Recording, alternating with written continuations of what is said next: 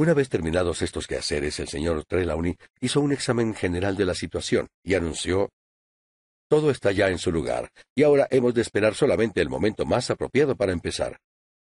«¿Y cuál es ese momento?», interrogó el doctor. «¿Tiene algún dato para fijar el día?».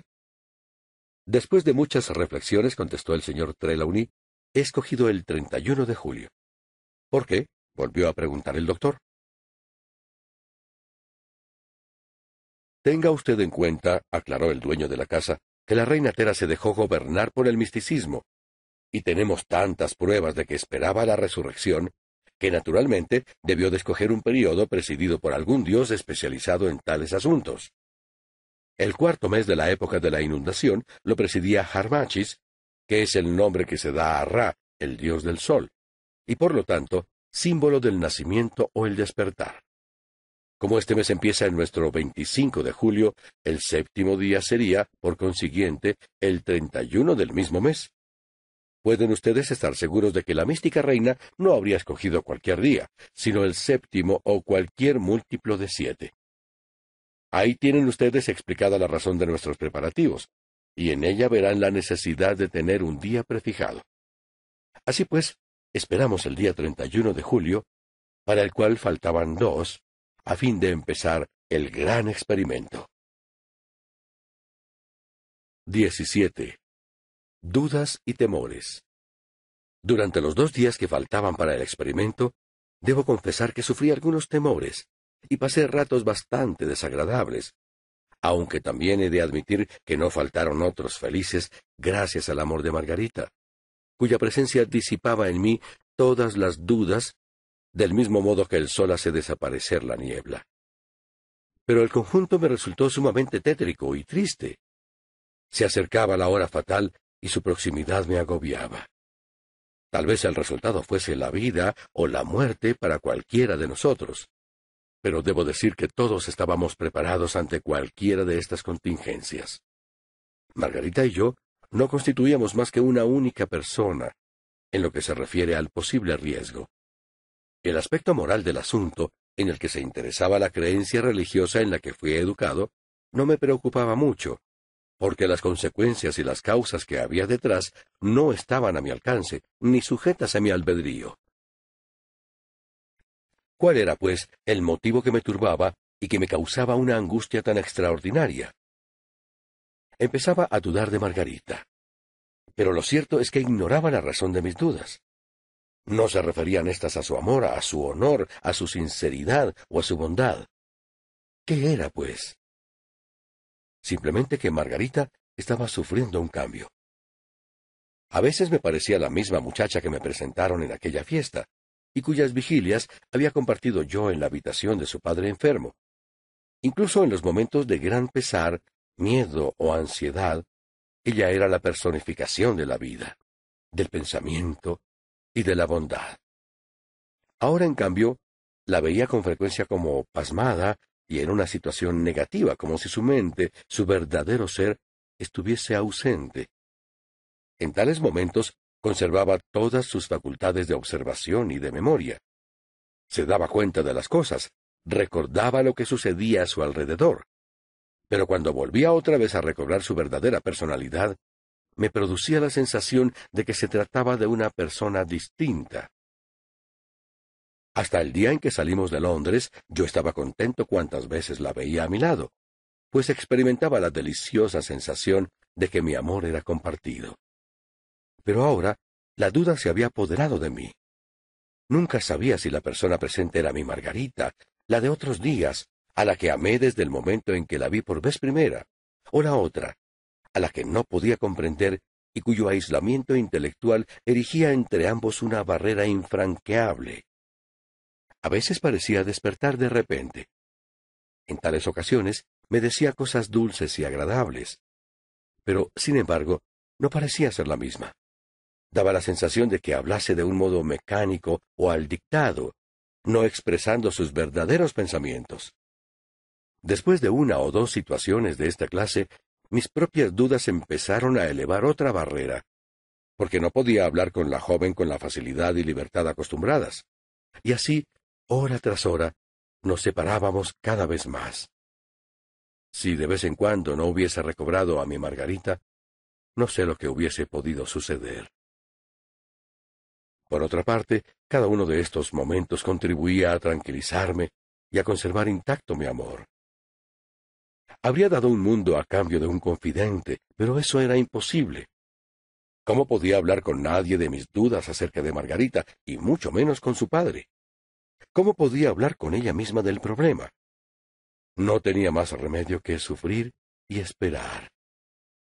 Creo que Margarita se dio cuenta en algunos momentos de que existía una nube entre nosotros, porque cuando ya terminaba el primer día, empezó a evitarme un poco, y quizá se mostró más esquiva que de costumbre. Hasta entonces, había buscado todas las oportunidades de estar conmigo, de igual modo como yo aprovechara cuantos momentos podía para permanecer a su lado.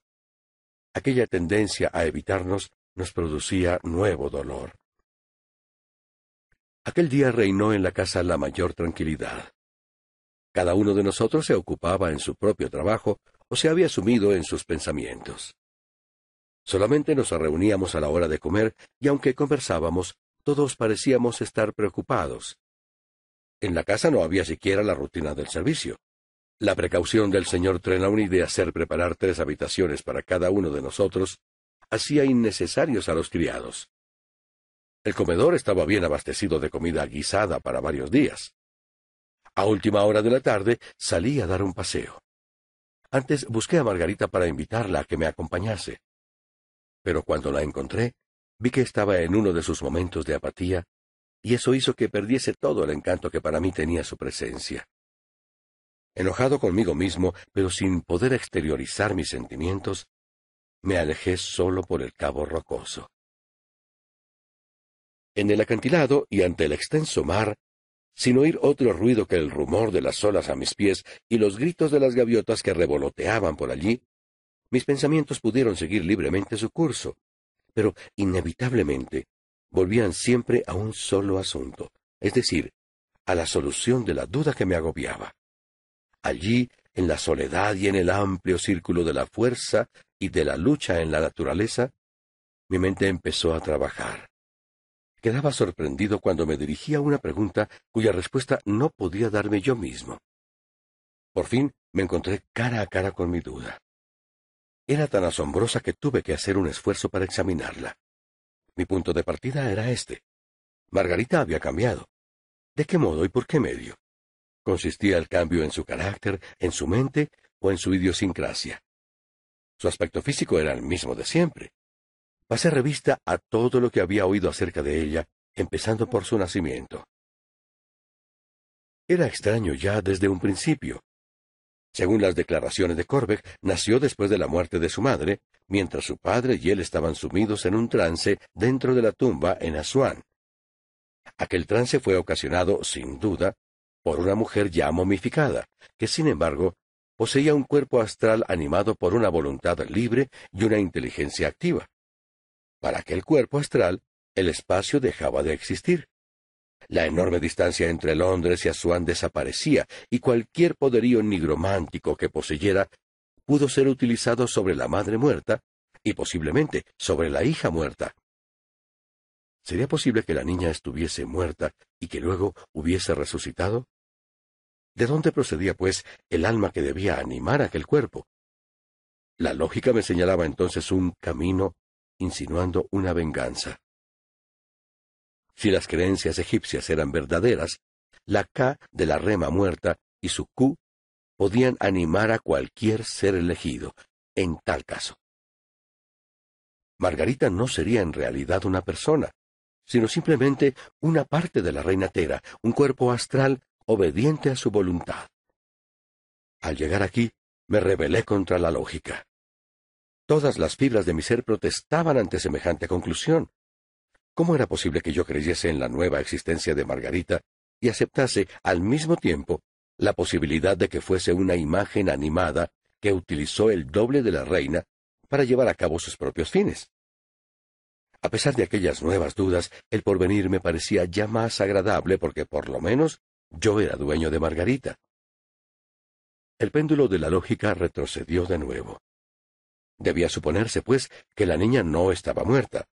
Y en tal caso, ¿pudo tener la maga alguna intervención en su nacimiento?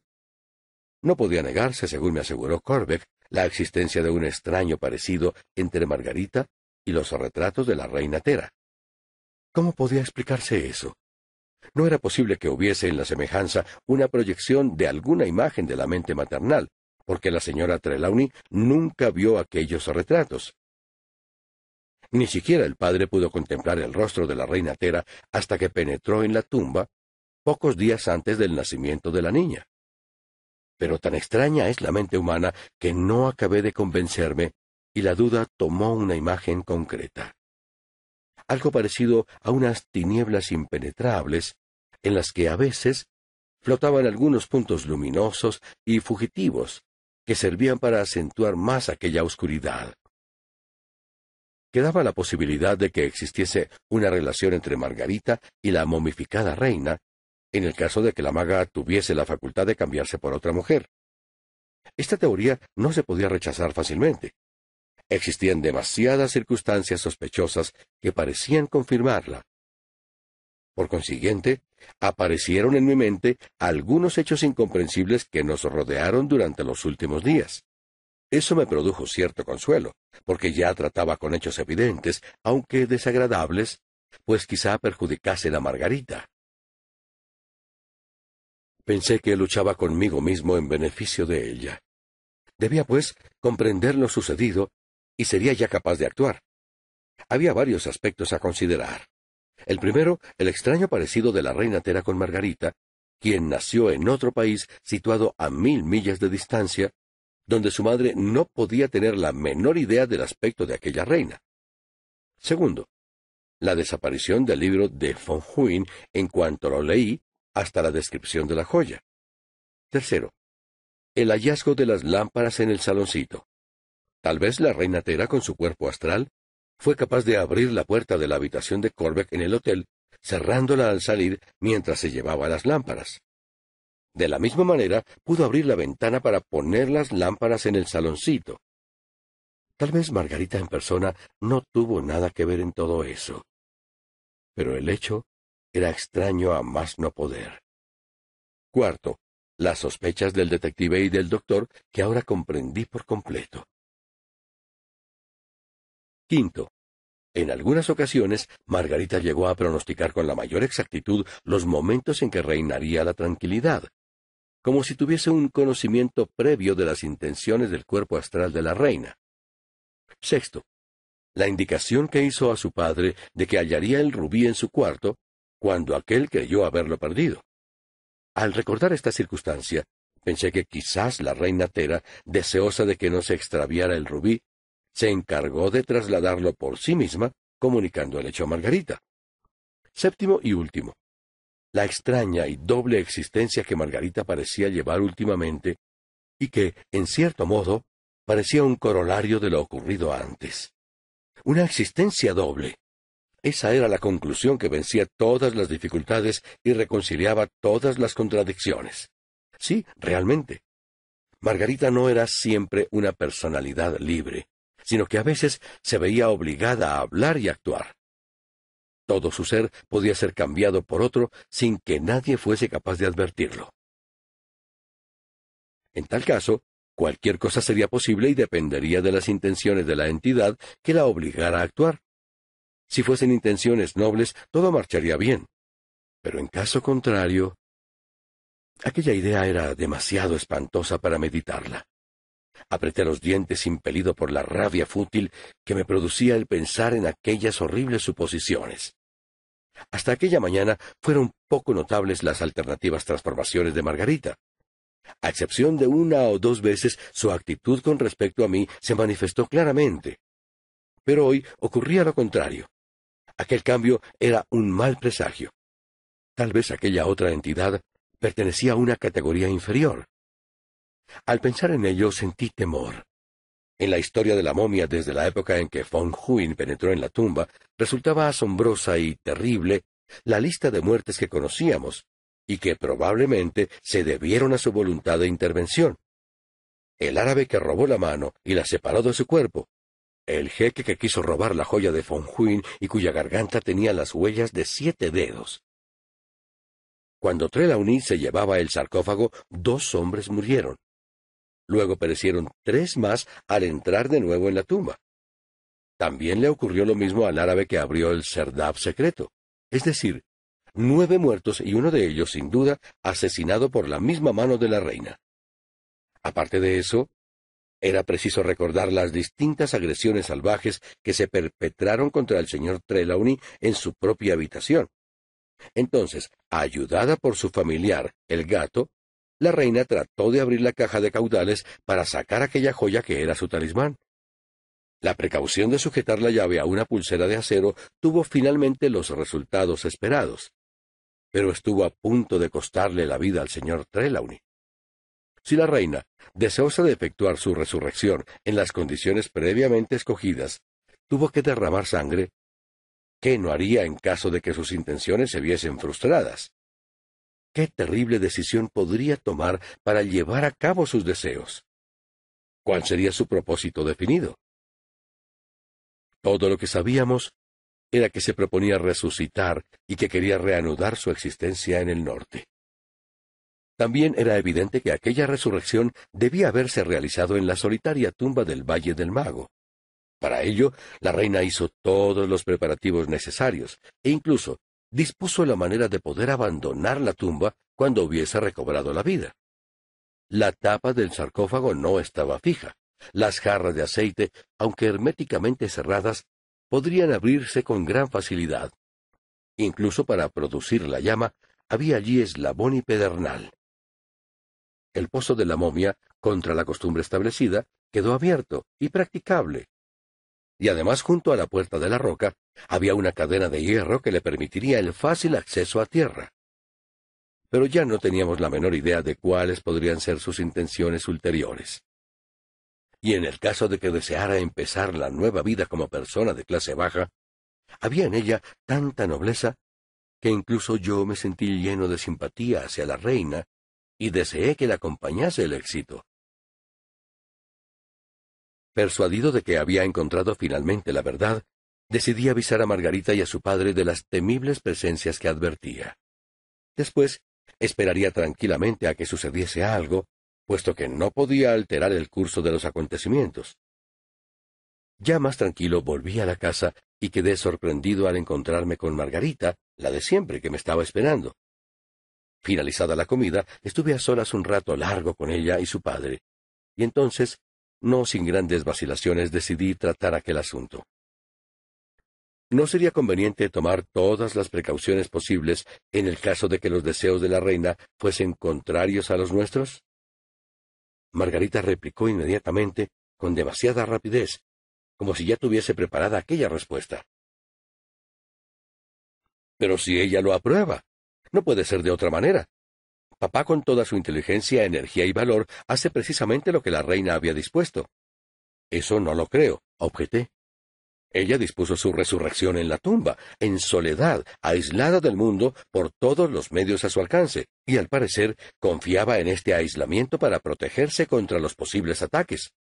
Probablemente, al despertar en otro país y otra época de condiciones absolutamente diferentes, quizá ella, en su inquietud, ataque a cualquiera de nosotros como lo hizo con otros intrusos en época anterior. Nosotros sabemos ya que 9 hombres murieron en sus manos o por inspiración suya. Al parecer, esa mujer no conoce el remordimiento ni la compasión. El señor Trelawney sonrió amablemente y me contestó: En cierto modo, mi querido amigo, tiene usted razón. No hay duda de que la reina deseaba el aislamiento, y quizá sería más conveniente realizar el experimento tal y como ella lo había imaginado. Pero hágase usted cargo de que eso ya resultó imposible, una vez el explorador holandés penetró en su tumba. No fue culpa mía. Soy inocente de ello, aunque gracias a aquellas investigaciones pude descubrir de nuevo el sepulcro. Fíjese usted en que yo no he dicho siquiera que no fuese capaz de obrar como lo hizo Von Huyn. Fui a la tumba impulsado por la curiosidad, y me llevé cuanto pude, espoleado por el ansia de adquirir lo que anima al coleccionista. Recuerde que en aquella época ignoraba en absoluto el deseo de resucitar de esta reina. No tenía idea de la minuciosidad de sus preparativos. Todo eso lo averigüé después. Cuando lo supe, me apresuré a hacer todo lo posible para cumplir sus deseos hasta el límite. Mi único temor es el de haber interpretado algunas de las instrucciones enigmáticas, o el de haber omitido u olvidado algo. Estoy seguro de que no he dejado por hacer nada de lo que me ha parecido útil, y de que tampoco he llevado a cabo alguna cosa que pudiera contrariar los deseos de la reina Tera. Tengo el mayor interés en que el gran experimento alcance el éxito, y para ello no he ahorrado trabajo, tiempo, dinero, ni esfuerzo personal. He sufrido penalidades y desafiado peligros. He hecho uso de toda mi inteligencia, de todos mis conocimientos, y estoy dispuesto a seguir poniendo de mi parte cuanto me sea posible para culminar esta gran obra. ¿Se refiere usted a devolver la vida a la reina? Pregunté. ¿O bien a probar que puede realizarse la resurrección por medio de la magia, de conocimientos científicos o por el uso de alguna fuerza que en la actualidad desconocemos? Entonces, el señor Trelawney habló de las esperanzas que hasta entonces más bien había insinuado que expresado. Una o dos veces oí mencionar a Corbeck la intensa energía de aquel hombre cuando era joven, pero sus palabras me dieron una nueva idea de él. La vida de una mujer. ¿Qué importa eso ante lo que esperamos? Precisamente la arriesgamos en este experimento, y eso que se trata de la vida más querida para mí, y que por momentos se me hace estimada todavía. Además, arriesgamos la vida de 4 hombres. La prueba de que la resurrección puede realizarse, eso es mucho. Es algo inconcebible en esta época de ciencia y escepticismo derivados de la abundancia de conocimientos. La vida y la resurrección no son más que resultados accesorios de lo que podemos lograr gracias al gran experimento. Imagínese lo que supondrá para el mundo de las ideas, el mundo verdadero del progreso humano, el verdadero camino hacia las estrellas, el itur ad astro de los antiguos, si puede volver a nuestro lado desde el desconocido pasado, un ser humano que nos revele la sabiduría almacenada de la gran biblioteca de Alejandría, que se perdió entre las llamas. No solo será posible rectificar la historia de las enseñanzas, de la ciencia desde sus principios, sino que también lograremos conocer las perdidas artes, las ciencias desaparecidas, hasta lograr una última y completa recuperación. Esa mujer podría decirnos cómo era el mundo antes del diluvio. Podría indicarnos el origen de ese mito asombroso, hacernos comprender cosas que ahora nos parecen fabulosas, pero que eran en realidad antiguas historias anteriores a la época de los patriarcas. Pero eso no es tampoco el único objetivo. Si la historia de esa mujer es la que nosotros creemos, podremos alcanzar unos conocimientos que nuestra época no ha sospechado siquiera, y que hoy nos parecen absolutamente imposibles. Si en realidad puede llevarse a cabo esta resurrección, ¿cómo podremos dudar ya de los antiguos conocimientos de la vieja magia y de las ancestrales creencias? La Ka de esa reina, grande e instruida, ha conquistado secretos de un valor inmenso. Ella descendió voluntariamente a la tumba para volver de nuevo. Decidió morir en su juventud para efectuar su resurrección en otras épocas tras un sueño larguísimo. Pereció para salir de la tumba en todo el esplendor y magnificencia de su juventud y poderío. Ahora ya tenemos pruebas de que si bien su cuerpo durmió pacientemente durante tantos siglos, su inteligencia nunca murió. No flaqueó su resolución ni se debilitó su voluntad. Y lo más importante, no perdió la memoria. ¡Oh! ¡Cuántas posibilidades se nos ofrecen ante la probabilidad de que tal ser reaparezca entre nosotros! Se trata de un personaje cuya historia empezó antes de que se enseñase nuestra Biblia, cuya vida fue anterior al mito de los dioses de Grecia. Puede poner un eslabón entre el mundo antiguo y el moderno, entre la tierra y el cielo, y aclarar ante nosotros los misterios de lo desconocido, del pasado y de otros mundos que ni siquiera sospechamos. Dicho esto, guardó silencio, y Margarita, mientras tanto, le estrechó la mano.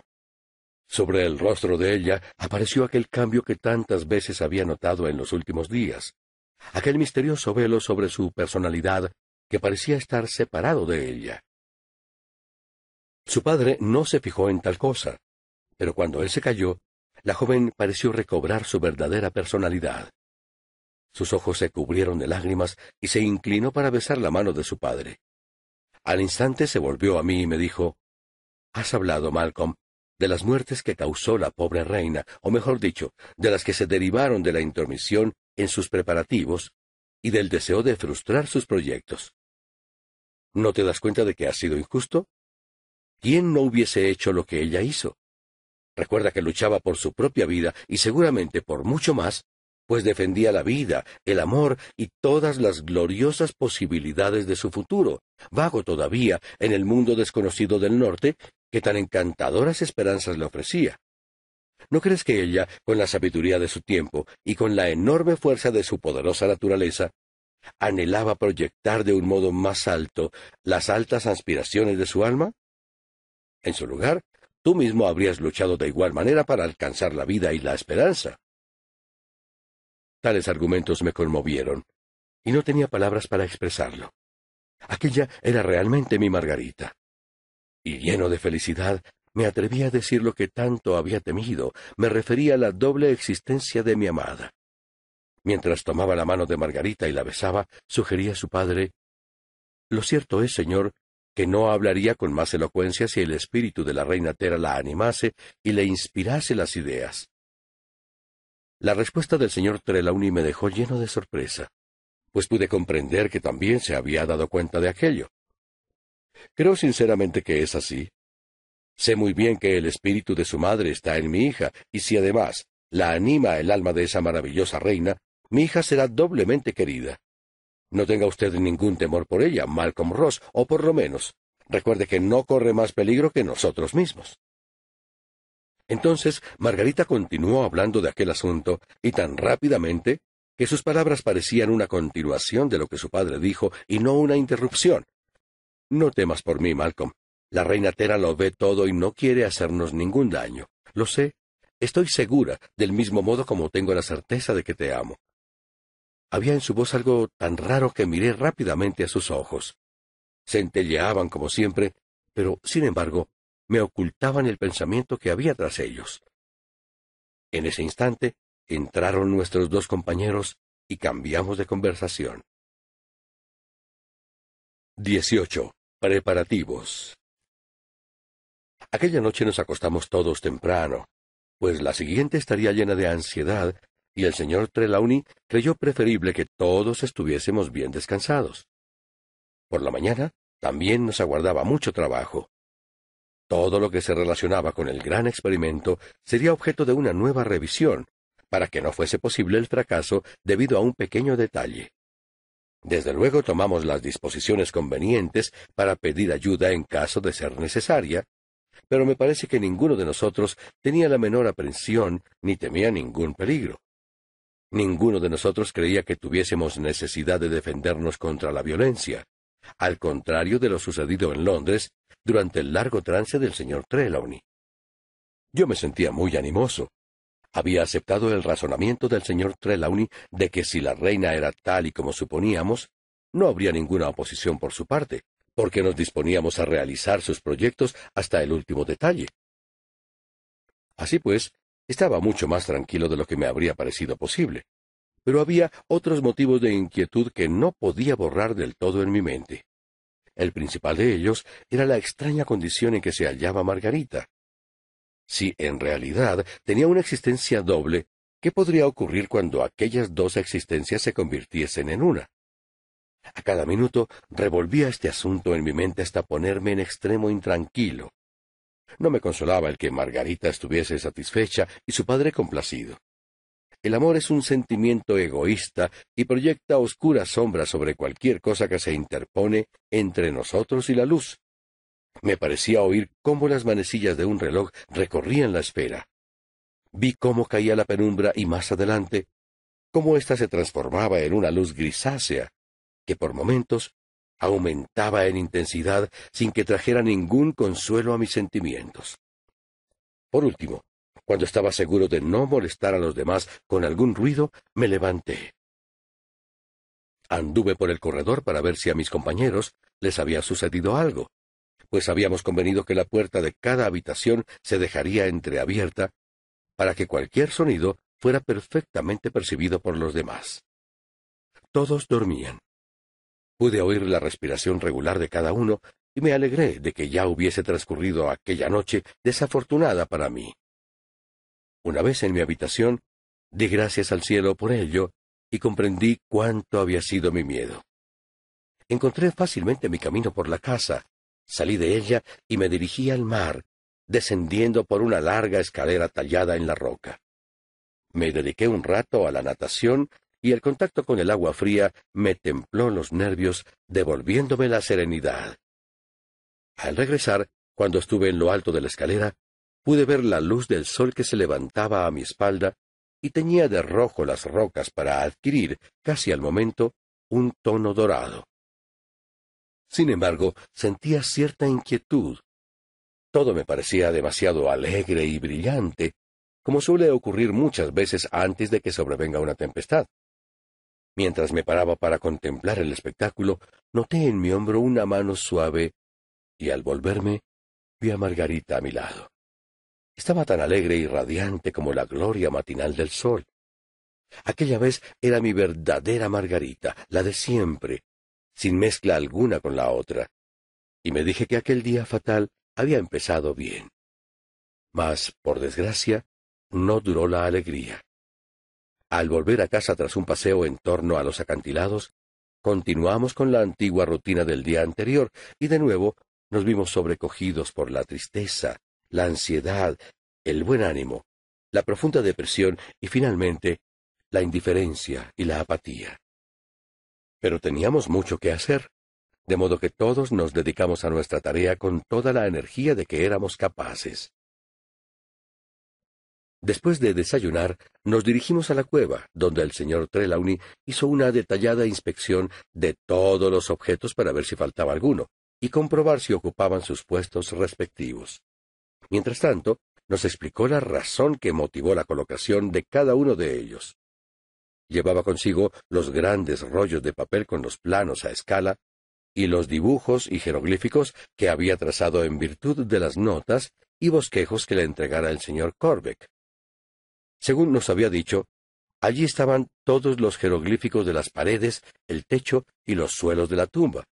Y aunque no hubiesen estado consignadas las medidas a escala, señalando el lugar de cada cosa, podríamos haberlas situado debidamente estudiando las crípticas escrituras y los signos. El señor Trelawney me explicó algunas otras cosas que no figuraban en la carta, como por ejemplo, que la parte hueca de la mesa encajaba perfectamente con el fondo del cofrecillo mágico, y por lo tanto, éste debía ser colocado sobre aquella. Las patas respectivas de la mesa estaban indicadas por unos uraeos señalados en el suelo, y la cabeza de cada una estaba extendida en la dirección del uraeo similar, que se enroscaba alrededor de la pata.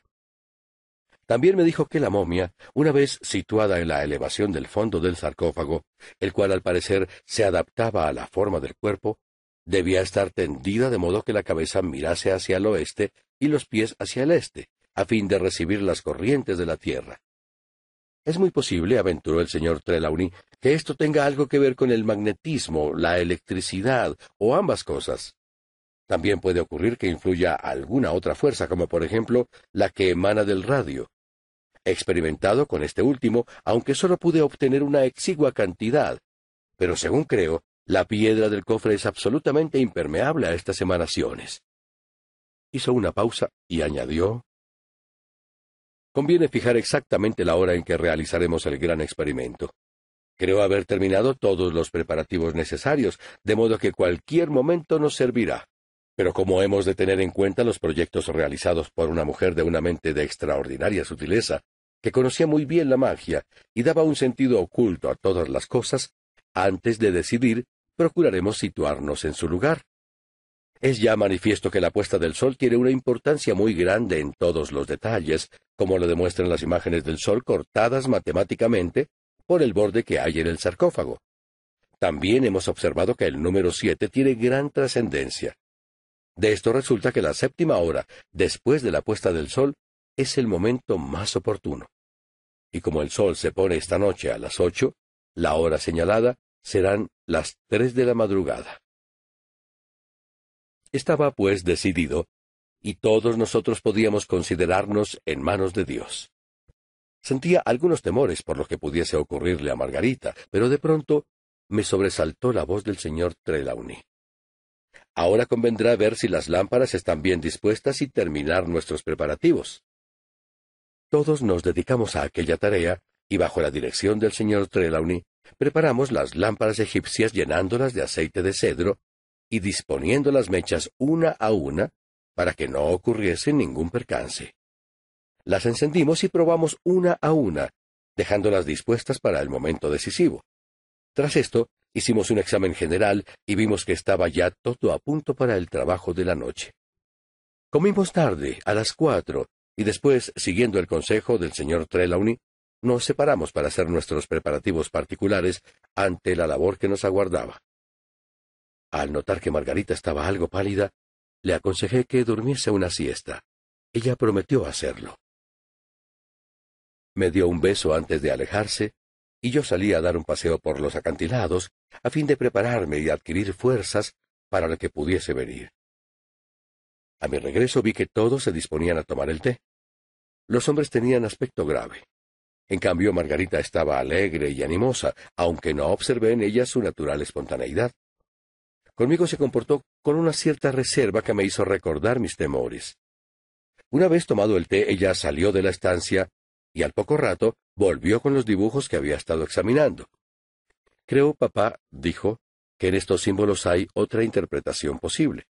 A mi juicio, eso indica que durante esta noche, el doble de la reina que habitualmente está libre, permanecerá en su corazón, que es mortal, y no podrá abandonar su cárcel de las envolturas de la momia. Es decir, que cuando el sol se haya hundido en el mar, la reina Tera dejará de existir como poder consciente hasta la salida del sol, a no ser que el gran experimento pueda devolverla a la vida activa. Por consiguiente, ninguno de nosotros debe temer cosa alguna. Cuando llegue el momento, le contestó su padre, podremos examinar la exactitud de tu teoría. Acto seguido se puso en pie y se dirigió a su cuarto. Después de su salida, reinó el silencio, y Margarita se marchó también hacia su habitación. Yo salí a la terraza que daba al mar. El aire fresco y la belleza del espectáculo me devolvieron la serenidad, y me alegré de que no existiera ninguno de los peligros que temía anteriormente. Tenía fe absoluta en la creencia de Margarita, y así, mucho más animoso, volví a mi habitación y me tendí en el sofá. Me despertó Corbeck, que muy excitado me gritaba: «Baje a la cueva lo antes posible. El señor Trelawney quiere verlos inmediatamente. Dese prisa». Apresuradamente me dirigí a la cueva, donde estaban todos reunidos, a excepción de Margarita, que no tardó en llegar llevando a Silvio entre sus brazos. Cuando el gato vio a su antiguo enemigo, luchó por bajar al suelo, pero Margarita lo retuvo acariciándolo. Consulté el reloj y vi que eran las 8. «¿Crees, Margarita», preguntó su padre, «que la reina Tera ha renunciado a su libertad por esta noche y se resigna a ser una momia y nada más hasta que haya terminado el experimento?» «Sí», afirmó la joven en voz baja. «¿Estás segura? ¿Lo crees de verdad?» «Lo sé», confirmó Margarita. «No puedo decir cómo, pero estoy segura». «¿De modo que si tú fueses la reina Tera en persona, estarías dispuesta a probarlo?» «Sí», repitió la joven con una voz que expresaba absoluta firmeza. «¿Incluso abandonando a la muerte y al aniquilamiento a tu familiar?» Al parecer, aquella pregunta causó un intenso sufrimiento en la joven. Yo estaba silencioso, como pasmado, y los demás parecían hallarse en la misma situación. Sin duda iba a ocurrir algo que no comprendíamos. El señor Trelawney se dirigió al ala oeste de la cueva y abrió la contrapuerta que ocultaba la ventana. Señaló al sol, que ya empezaba a hundirse en el mar, y con voz dura exclamó: «Escoge. Habla. Cuando el sol haya desaparecido en el mar, será demasiado tarde». «Acepto», anunció Margarita. Entonces, dirigiéndose a donde estaba el gato momificado, Margarita puso la mano sobre él y en voz alta y clara dijo: «Si yo fuese Tera, os diría: tomad todo lo que tengo. Esta noche es solamente para los dioses». Mientras hablaba, el sol se hundió en el horizonte. Silvio se dirigió a su ama, frotándose en su traje como si solicitara que lo tomase en sus brazos. No hacía ya ningún caso del gato momificado. «El sol se ha puesto, papá», exclamó Margarita. «¿Lo volveremos a ver?» 19. El gran experimento. Si se necesitara alguna prueba de que todos habíamos llegado a creer en la existencia espiritual de la reina egipcia, fácil habría sido hallarla en el cambio en que nosotros produjo la renuncia efectuada a través de Margarita. El señor Trelawney estaba como aturdido, Margarita triste, el doctor Winchester muy animoso y conversador. El señor Corbeck parecía estar entregado a sus recuerdos y yo me rendía a la alegría. El señor Trelawney nos rogó que lo acompañásemos y dirigiéndonos al hall, bajamos a la cueva una mesa de roble bastante larga y no muy ancha, que se hallaba junto a la pared. La pusimos bajo las luces eléctricas, o sea, en el centro de la cueva. De pronto Margarita con voz agitada preguntó: «¿Qué vais a hacer, papá?» «Vamos a quitar los vendajes de la momia del gato. La reina Tera no necesitará esta noche a su familiar. Si lo precisara, podría ser peligroso para nosotros, de modo que tomaremos precauciones. ¿Estás alarmada?» «Oh, no», repuso la joven, «pero pensaba en mi Silvio y en el dolor que me produciría si fuese su momia la que os dispusierais a descubrir». El señor Trelawney tenía a punto algunos instrumentos cortantes y colocó el gato sobre la mesa. Empezamos a trabajar y vimos que había una cantidad increíble de vendajes. El ruido de la tela al ser rasgada, cortada o desenvuelta, producido porque estaba empapada de betún, goma y especias, nos produjo un efecto peculiar. En cuanto quitamos las últimas envolturas, contemplamos al animal sentado ante nosotros. Tenía el pelo, los dientes y las garras completos. Los ojos estaban cerrados, pero los párpados no tenían el feroz aspecto que me había imaginado. Los bigotes estaban apretados contra el rostro por los vendajes, pero en cuanto desaparecieron estos, se erizaron aquellos pelos como si estuviese vivo. Era un animal magnífico, un gato tigre de descomunal tamaño. Pero la admiración que nos causó en el primer instante se transformó en miedo, porque vimos confirmados los temores que habíamos intuido. La boca y las garras estaban sucias de manchas rojas, debidas a sangre derramada recientemente. El doctor Winchester fue el primero en reponerse, porque a él no le asustaba la sangre. Tomó una lupa y examinó las manchas en la boca del felino. El señor Trelawney respiraba con fuerza y dijo: «Ya me lo figuraba, este experimento promete». Mientras miraba las garras igualmente ensangrentadas, el doctor Winchester exclamó: «Lo imaginaba. ¿Quién tiene 7 dedos?» Abriendo su cartera, sacó el pedazo de papel secante marcado por las garras de Silvio, que parecieron responder con los cortes en la muñeca del señor Trelawney. Puso el pedazo de papel bajo la garra del gato momificado, y todos pudimos ver que entre aquellas huellas existía una equivalencia. Después de examinar el gato con el mayor cuidado, el señor Trelawney lo levantó de la mesa mientras Margarita exclamaba: «Cuidado, papá, cuidado, podría hacerte daño». «Ahora no, hija mía», replicó él, dirigiéndose a la escalera. «¿A dónde vas?», interrogó la joven con voz débil. «A la cocina», informó su padre. «El fuego acabará con cualquier posible peligro, porque ni siquiera el cuerpo astral puede materializarse sobre las cenizas». Nos hizo una seña para que lo siguiéramos, al mismo tiempo que Margarita se volvía, profiriendo un sollozo. Me acerqué a ella, pero me rechazó murmurando: «No, no, ve con los demás. Oh, me parece un asesinato, el animal favorito de la pobre reina». En la cocina ya había leña preparada. El señor Trelawney encendió un fósforo y en pocos segundos aparecieron las llamas. Cuando la hoguera estaba del todo prendida, arrojó la momia del gato. Poco tardamos en percibir el olor desagradable del pelo quemado, y al rato se inflamó toda la momia, rugiendo las llamas al devorarla. Unos instantes después, respiramos tranquilos al ver que ya no existía el animal favorito de la reina Tera. Al regresar a la cueva, encontramos a Margarita sentada en la oscuridad. Había apagado las luces eléctricas y allí solo penetraba la tenue luz del crepúsculo. Su padre se acercó a ella y le dio un abrazo protector que, al parecer, consoló a la joven. Poco después ella me llamó, dándome una orden. «Enciende la luz, Malcolm». Me apresuré a obedecer. «Vamos a prepararnos para nuestra gran obra», anunció entonces el señor Trelawney. Sin duda, Margarita sospechó lo que iba a ocurrir, porque con voz temblorosa preguntó: «¿Qué vais a hacer ahora?» «Vamos a quitar los vendajes a la momia». «¿Pero la dejaréis al descubierto, papá, con tanta luz y en presencia de hombres?» «¿Por qué no, hija? Ten en cuenta que se trata de una mujer. ¡Oh, eso es cruel!». Era evidente que la joven estaba indignada, y su padre, dándose cuenta de sus sentimientos, quiso calmarla. Yo me alejaba, pero él hizo un gesto para que me acercase. Comprendí que quería mi ayuda. No obstante, quiso, ante todo, apelar a la razón. No se trata de una mujer, hija mía, sino de una momia. Hace más de 5000 años que murió. ¿Y qué importa? Una mujer sigue siéndolo a pesar del tiempo transcurrido. ¿Y os proponéis despertarla de su largo sueño? Si ha de resucitar, es posible que no esté realmente muerta. Entre todos me habéis hecho creer que saldrá viva cuando se abra el cofrecillo. Así lo creo, hija mía. Pero durante todo este tiempo no ha estado sumida en la muerte, sino en algo parecido a ella.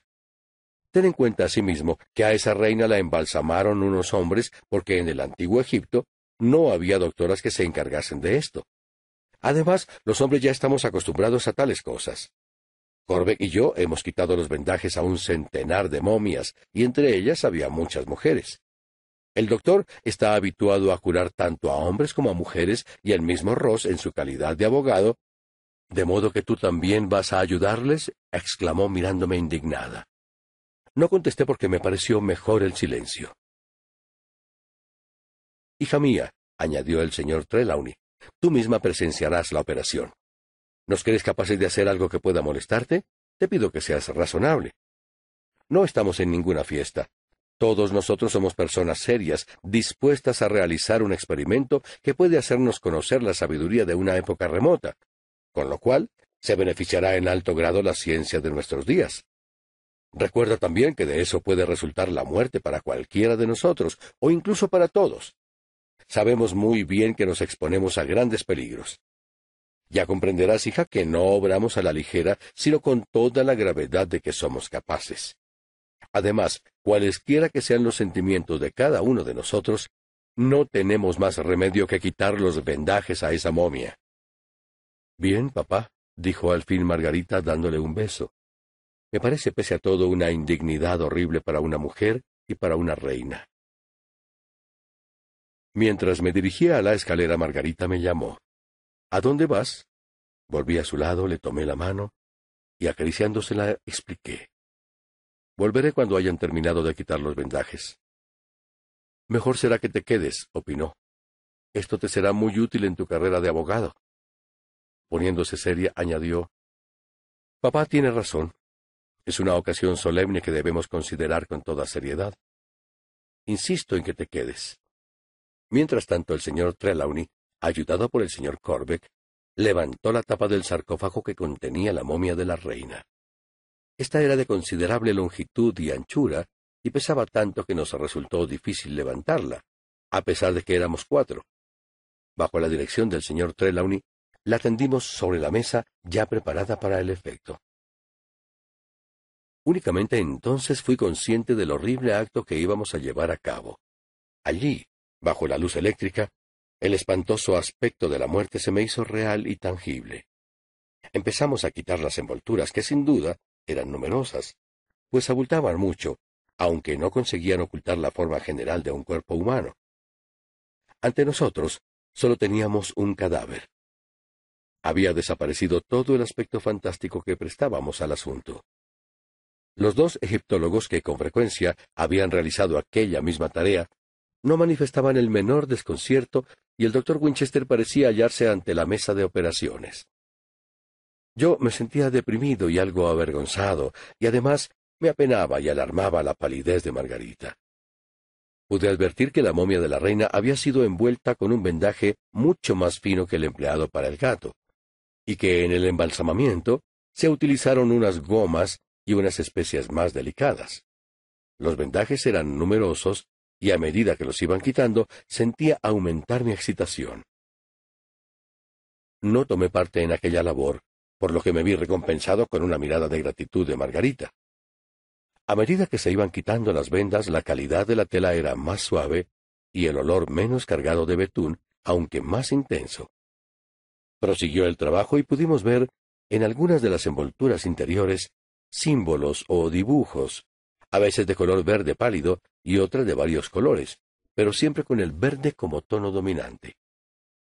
De vez en cuando el señor Trelawney y Corbeck señalaban un dibujo especial antes de quitar el vendaje que a su espalda formaba ya una pila enorme. Los vendajes tocaban a su fin y las proporciones eran ya las de una figura normal, aunque el cadáver de la reina tenía una estatura superior a la corriente.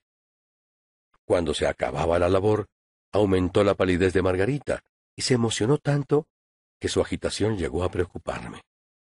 El padre, cuando quitaba la última tira del vendaje, levantó los ojos y sorprendió la mirada llena de pena y el rostro blanco de la joven. Se interrumpió, y figurándose que todo se debía a un sentimiento de pudor ofendido, le dijo en tono conciliador: «No te inquietes, querida hija.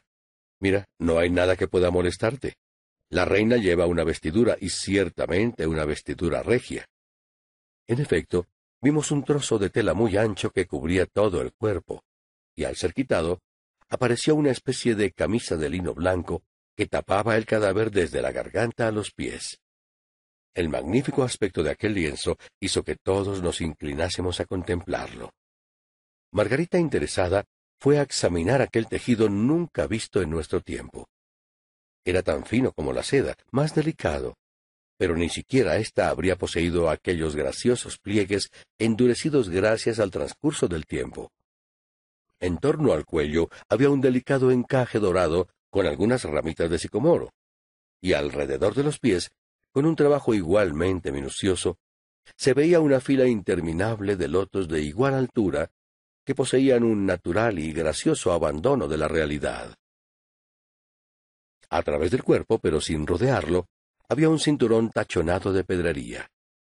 Se trataba de una joya maravillosa que brillaba con todos los colores del arco iris. La hebilla estaba constituida por una gran piedra áurea, de forma redonda, profunda y curva, como si se tratara de un globo elástico y oprimido. Centelleaba y parecía que dentro tuviese un verdadero sol, cuya luz alumbrase toda la estancia. Lo flanqueaban dos piedras de menor tamaño y de tono plateado, que imitaban el resplandor del satélite nocturno. A cada lado, unidas por unos sujetadores de oro, se admiraba una fila de centelleantes piedras que resplandecían con todos los tonos imaginables. Cada una de aquellas piedras parecía una estrella que refulgiese al más leve cambio de luz. Margarita, extasiada, levantó las manos. Se inclinó para examinar más de cerca aquellas joyas, pero de pronto se irguió y en tono convencido exclamó: «Esto no es ningún sudario, sino una túnica nupcial». El señor Trelawney se apresuró a inclinarse sobre la momia, y a los pocos instantes se incorporó diciendo: «Margarita tiene razón. Esta indumentaria no está destinada a un cadáver. Fíjense ustedes además que no viste realmente al cuerpo, sino que simplemente está puesta sobre él». Levantó el cinturón de piedras preciosas y lo entregó a Margarita. Luego, con ambas manos, tomó el amplio ropaje y lo puso sobre los brazos de la joven, que los había tendido por impulso natural. Nos quedamos boquiabiertos ante la belleza de la figura, que a excepción del paño que le cubría la cara, estaba completamente desnuda ante nosotros. El señor Trelawney se agachó y con las manos temblorosas levantó el paño de lino, de igual finura que el ropaje, y cuando retrocedió pudimos contemplar toda la gloriosa hermosura de la reina. Me sentí avergonzado, pues creí irreverente nuestra contemplación de aquella desnuda belleza. Aquello era indecente y casi sacrílego. No parecía una muerta, sino más bien una estatua tallada en marfil por Praxíteles. No se advertía la ruina que la muerte parece realizar en un solo instante. Todos los poros del cuerpo aparecían conservados de un modo maravilloso. La carne estaba redondeada y llena, como la de una persona viva, y la piel era tan suave como el satén. Solo el color era insólito, pues se asemejaba al del marfil nuevo, exceptuando únicamente el brazo derecho, cuya muñeca parecía rota y ensangrentada. Llena de compasión, Margarita tendió sobre el cuerpo el hermoso ropaje que sostenía en su brazo. Solo quedó visible el rostro, más extraordinario aún que el cuerpo, pues no parecía desprovisto de vida. Los párpados estaban cerrados, pero las pestañas negras y rizadas sombreaban algo las mejillas. Las aletas de la nariz estaban en reposo y los labios, rojos y carnosos, aunque no estaban abiertos, permitían divisar una fila de dientes nacarados. Su cabello abundante y de color negro, brillante como ala de cuervo, sombreaba la blanca frente. Unos rizos se habían separado del conjunto como tiernas raíces. Me asombró el parecido de la momia con Margarita, pese a que Corbeck me había preparado para ello. Aquella mujer, porque no podía pensar en ella como momia o como cadáver, era la imagen de Margarita tal y como la vi por primera vez. Y el parecido se acentuaba todavía más con el adorno de oro y piedras preciosas que llevaba en el cabello, muy semejante al que Margarita había lucido en aquella ocasión. El señor Trelawney se sorprendió al mirar, y cuando Margarita se acercó a él y le dio un abrazo, exclamó: «Es como si tú estuvieses muerta, hija mía». Hubo un largo silencio y pude oír el rugido del viento en el exterior, pues había estallado una tempestad y las olas se agitaban turbulentas en el mar. La voz del señor Trelawney interrumpió mi distracción. «Más adelante averiguaremos el proceso de embalsamamiento. No se parece a nada de lo que yo conozco. No veo que hubiesen practicado ninguna abertura para sacar las vísceras, que sin duda alguna aún continúan dentro del cuerpo. Por otra parte, no se nota ninguna humedad en la carne, pero tal vez dentro de las venas se suministró cera o estearina. Quizá en aquella época pudieron utilizar parafina, y es posible que mediante algún proceso que desconocemos la inyectaran en las venas donde se endureció. Cuando Margarita tendió una sábana sobre el cuerpo de la reina, nos rogó que llevásemos a ésta a su propia habitación y que la acostásemos en su cama. En cuanto lo hicimos, nos despidió diciendo: «Déjenme sola con ella. Han de pasar todavía algunas horas y no quiero verla expuesta a la intensa luz de la cueva». Cuando Margarita me llevó de nuevo a su propia habitación, la reina vestía el ropaje de lienzo bordado en oro. Además, lucía todas sus joyas. A su alrededor vi encendidas varias velas y sobre su pecho reposaba un manojo de flores blancas. Cogidos de la mano la contemplamos unos minutos. Dando un suspiro, Margarita la cubrió con una sábana. Se volvió al instante, y después de cerrar la puerta de su cuarto, volvió conmigo junto a los demás que se hallaban al lado del comedor. Empezamos a hablar de lo sucedido y de lo que había de suceder. De cuando en cuando me daba cuenta de que uno u otro de los allí reunidos iniciaba una conversación forzada. Parecía como si no estuviéramos seguros de nosotros mismos. La larga espera empezaba a excitar nuestros nervios. Pude notar que el señor Trelawney había sufrido mucho más de lo que nosotros nos figurábamos o de lo que él quería demostrar. A medida que transcurrían las horas, el tiempo se deslizaba con mayor lentitud. Los demás se quedaron algo somnolientos y me pregunté si no estarían sujetos a alguna influencia hipnótica. La espera tuvo mucho efecto sobre Margarita. Palidecía más y más hasta el punto de que a medianoche empecé a alarmarme. Le rogué que me acompañase a la biblioteca y entonces traté de que descansara un rato en el sofá. Como el señor Trelawney había fijado el experimento para la 7ª hora después de la puesta del sol, debíamos esperar hasta las 3 de la madrugada. Incluso concediendo toda una hora a los preparativos finales, nos quedaban 2 de impaciencia, de modo que prometí a Margarita velar y despertarla en el momento apropiado. Pero ella no quiso hacerme caso. Me dio las gracias sonriendo, pero me aseguró que no tenía sueño y que se sentía bastante fuerte para esperar. Tuve que conformarme a la fuerza, pero procuré retenerla en la biblioteca durante una hora, hablando de varias cosas, y cuando por fin insistió en volver a la habitación de su padre, quedé convencido de que había hecho algo para ayudarla a pasar el tiempo. Encontramos a los 3 hombres sentados y en silencio. Nosotros los imitamos.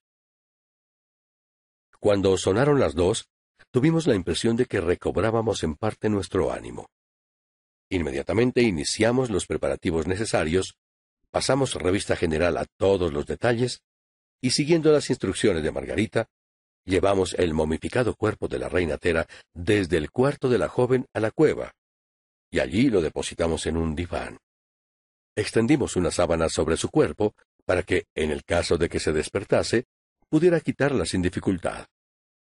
La mano rota fue colocada en su verdadera posición sobre el pecho, y debajo de ella pusimos la joya de las 7 estrellas que el señor Trelawney había sacado de la caja de caudales. Era aquel un extraño espectáculo. El grupo de hombres silenciosos y graves llevaba la blanca e inmóvil figura semejante a una estatua de marfil, como podíamos ver cuando la sábana se movía un poco, con el impulso que le imprimía el transporte. Dejamos el cuerpo sobre el diván de la cueva, donde el gran sarcófago estaba alumbrado por las luces eléctricas, dispuestas para el experimento final. De nuevo, el extraño parecido entre Margarita y la momia acentuó la extrañeza de aquella escena. Cuando todo estuvo preparado, vimos que habían transcurrido 3/4 de hora porque en todos nuestros movimientos habíamos obrado lentamente. Margarita me llamó con un ademán y yo la acompañé para traer a Silvio. Tomó al animal en sus brazos y me lo entregó.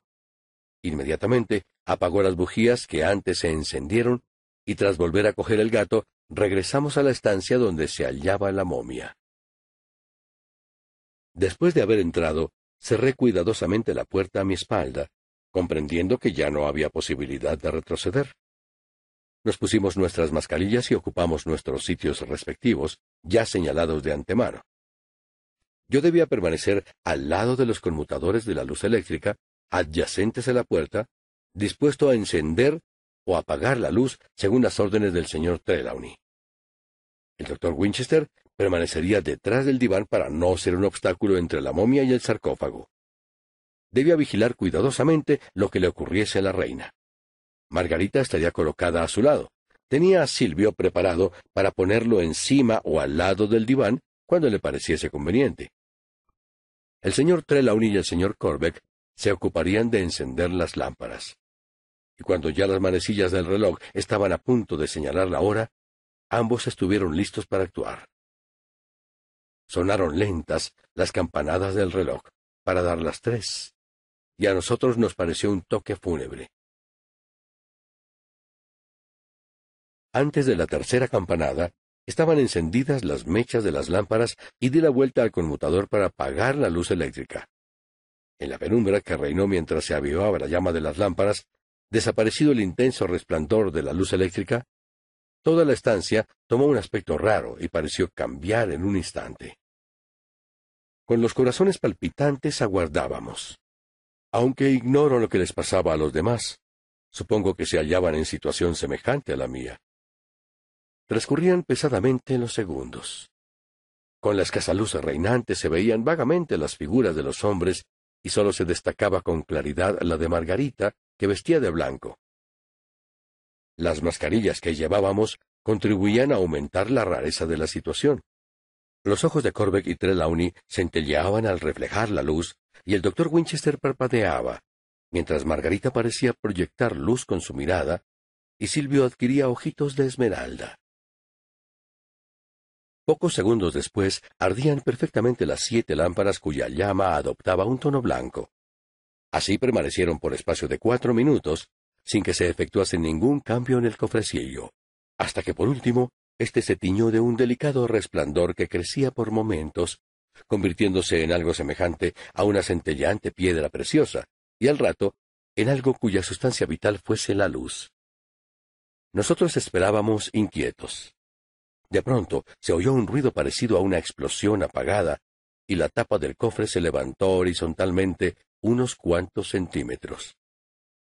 En el acto, la habitación quedó inundada de luz. La tapa se inclinó hacia un lado, como si alguien la empujase por el opuesto. El cofrecillo continuaba resplandeciendo y empezó a surgir de él una leve humareda verdosa. No pude apreciar del todo su olor a causa de la mascarilla, pero incluso así creía notar que era acre. De inmediato, aquel humo se espesó y aumentó en cantidad hasta que toda la habitación empezó a oscurecerse. Sentía un intenso deseo de acudir junto a Margarita, a la que aún podía ver a través de la humareda.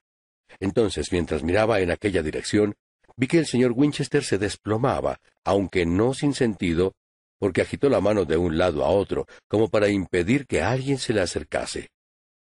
En aquel momento, las figuras del señor Trelawney y de Corbeck se hicieron imprecisas y, por último, ya no pude divisarlas.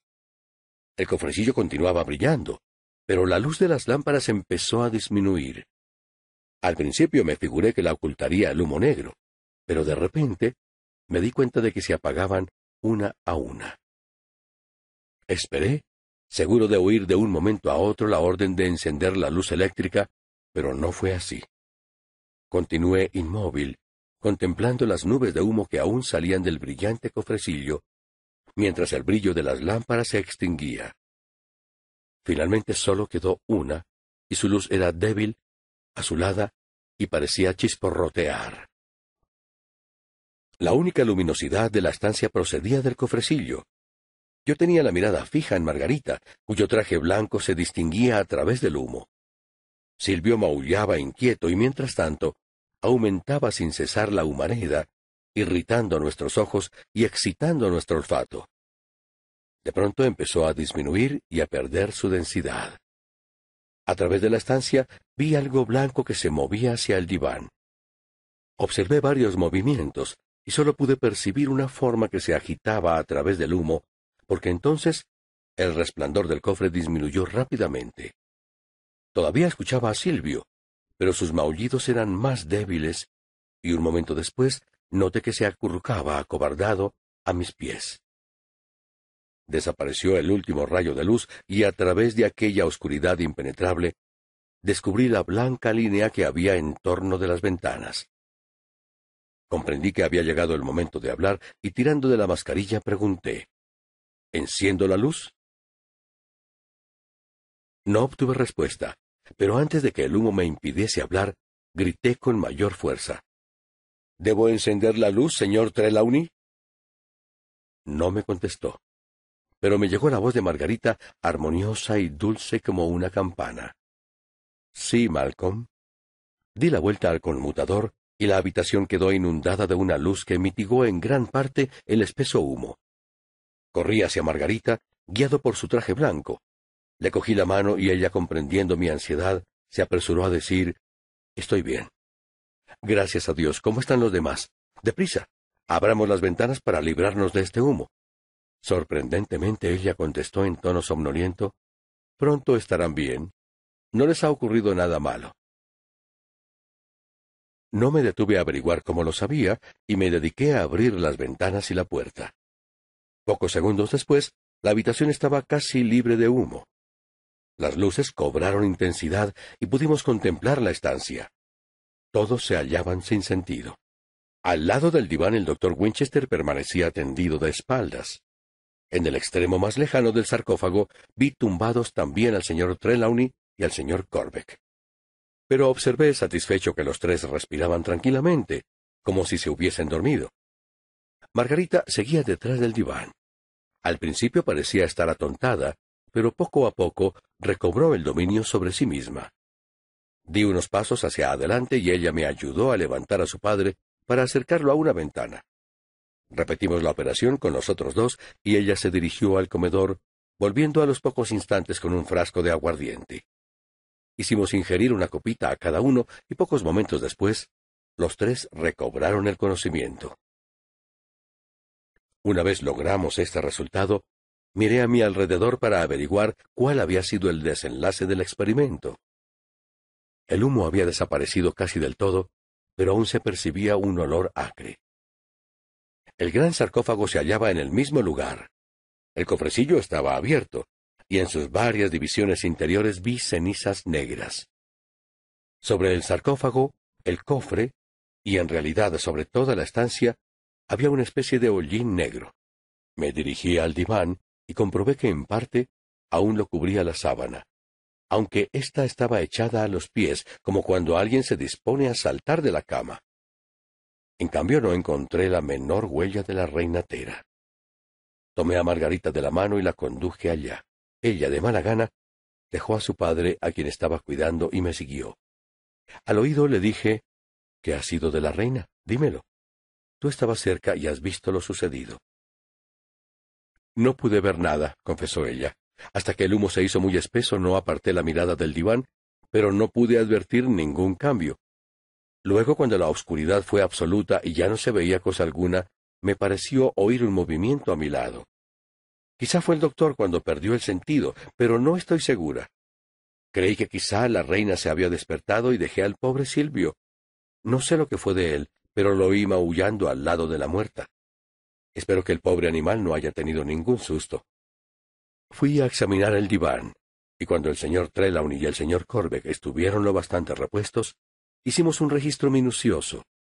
Pero todo lo que pudimos encontrar fue un polvo impalpable de olor extraño. Encima del diván estaba la diadema que la reina llevaba sobre su cabello y también la joya de las 7 estrellas.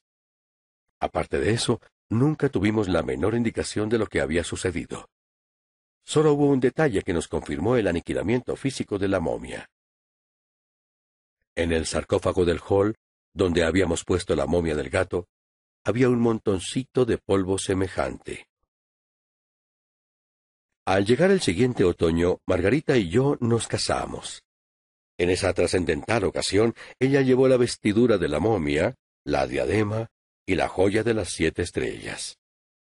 Y en la ceremonia del casamiento, los rayos del sol que atravesaban los ventanales de la iglesia fueron a iluminar aquella joya, que resplandeció como si fuese una brasa de fuego encendido. Las palabras grabadas en ella han sido eficaces, porque Margarita tiene mucha fe en las mismas, y puedo asegurar que en todo el mundo no hay hombre tan feliz como yo. Con frecuencia pensamos en la gran reina y hablamos de ella.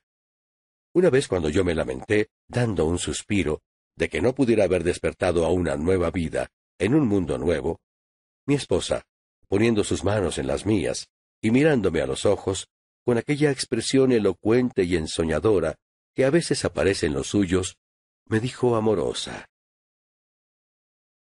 «No te lamentes por ella. ¿Quién sabe si por fin no ha encontrado la dicha que ambicionaba? El amor y la paciencia constituyen la felicidad en este mundo, así como también en el mundo pasado y futuro, de los vivos y de los muertos. Ella soñó un sueño de felicidad, y eso es todo cuanto podemos desear cualquiera de nosotros». Fin.